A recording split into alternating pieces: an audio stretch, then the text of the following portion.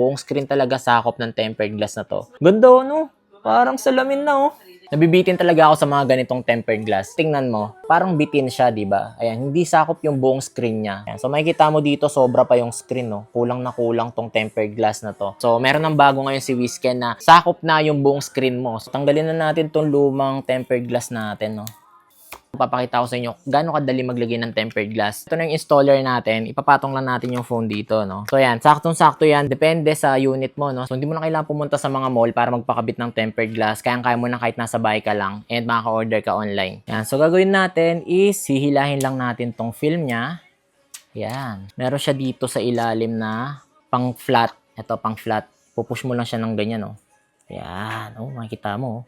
Nawala-wala yung bubbles kapag inaano mo, pinapasadahan mo. So, balik natin. Try natin mga, 5 beses, no? So, after niya, tatanggalin na natin tong film niya.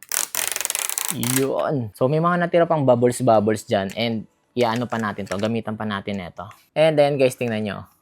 Walang bubbles. Sobrang ganda, oh. Sobrang linis, oh. To, buong screen talaga sakop ng tempered glass na to. Ganda, no? Parang salamin na, oh.